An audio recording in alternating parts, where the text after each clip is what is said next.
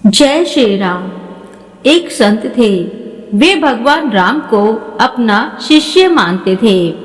कहते हैं यदि भगवान से निकट आना है तो उनसे कोई रिश्ता जोड़ लो। जहाँ जीवन में कमी है वही ठाकुर जी को बिठा दो। वे जरूर उस संबंध को निभाएंगे। इसी तरह से संत भी भगवान राम को अपना शिष्य मानते थे और शिष्य पुत्र के समान होता है। इसीलिए माता सीता को पुत्र वधू के रूप में देखते थे। उनका नियम था रोज मंदिर जाते और अपनी पहनी माला भगवान को पहनाते थे।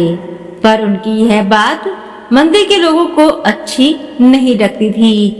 उन्होंने पुजारी से कहा, ये बाबा रोज मंदिर आते हैं और भगवान को अपनी उतारी हुई माला पहनाते हैं। कोई तो बाजार से खरीदकर भगवान को पहनाता है और ये अपनी पहनी हुई माला भगवान को पहनाते हैं। पुजारी जी को सबने भड़काया कि बाबा की माला आज भगवान को मत पहनाना।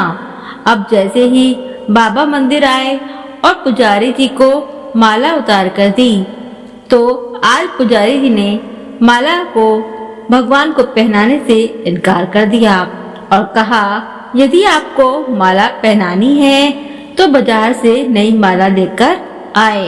ये पहनी हुई माला ठाकुर जी को नहीं पहनाएंगे। वे बाजार गए और नई माला लेकर आए। आज संत मन में बड़े उदास थे। अब जैसे ही पुजारी जी ने वह नई माला भगवान राम को पहनाई, तुरंत वह माला टूटकर नीचे गिर गई। उन्होंने फिर जोड़कर पहनाई, फिर टूटकर गिर पड़ी। ऐसा 3-4 बार किया पर भगवान ने वह माला स्वीकार नहीं की। तब पुजारी जी समझ गए कि मुझसे बहुत बड़ा अपराध हो गया है और पुजारी जी ने बाबा से क्षमा मांगी। संत सीता जी को बहू मानते थे, इसीलिए जब भी मंदिर जाते पुजारी जी सीता जी के विग्रह के आगे पर्दा कर देते थे।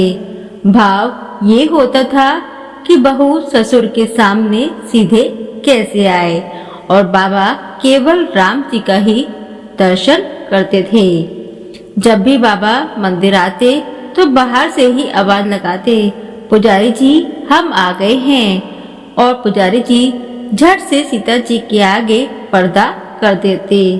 एक दिन बाबा ने बाहर से आवाज लगाई, पुजारी जी हम आ गए हैं। उस समय पुजारी जी किसी दूसरे काम में लगे हुए थे, उन्होंने सुना नहीं। तब सीता जी ने तुरंत अपने विग्रह से बाहर आई और अपने आगे पर्दा कर दिया। जब बाबा मंदिर में आए और पुजारी ने उन्हें देखा तो बड़ा आश्चर्य हुआ और सीता जी के विग्रह की ओर देखा तो पर्दा लगा है। पुजारी बोले, बाबा आज आपने आवाज तो लगाई ही नहीं। बाबा बोले, पुजारी जी मैं तो रोज की तरह आवाज लगाने के बाद ही मंदिर में आया। तब बाबा समझ गए कि सीता जी ने स्वयं की आसन छोड़कर आई और उन्होंने मेरे लिए इतना कष्ट उठाना पड़ा। आज से हम मंदिर में प्रवेश ही नहीं करेंगे। अब बाबा रोज मंदिर के सामने से निकलते और बाहर से ही आवाज लगाते, अरे चेला राम तुम्हें आशीर्वाद है, सुखी रहो, और चले जाते। सच है, भक्त का भाव ठाकुर जी रखते हैं और उसे निभाते भी हैं। चलो मन वृंदावन की ओर, प्रेम का रस जहाँ छलके है, कृष्ण नाम से भोर। भक्ति की रेत जहाँ पल पल है, प्रेम प्रीत की डोर। राधे राधे। जपते जपते दिख जाए चित्त चोर, चलो मन वृंदावन की ओर। तो जैसे भाव होते हैं प्रभु भी उसी भाव को देखकर भक्त के साथ उसी भाव में ढल जाते हैं। कोई उन्हें शिष्य मानता है तो वो शिष्य बन जाते हैं। कोई पुत्र मानता है, जैसे सभी लोग लड्डू गोपाल को अपना पुत्र मानते हैं, तो लड्डू गोपाल भी उनके पुत्र बन जाते हैं। तो ऐसे ही आध्यात्मिक शिक्षाप्रद अच्छी कहानियां जानने के लिए हमारे चैनल को सब्सक्राइब अवश्य करें। हरे कृष्णा।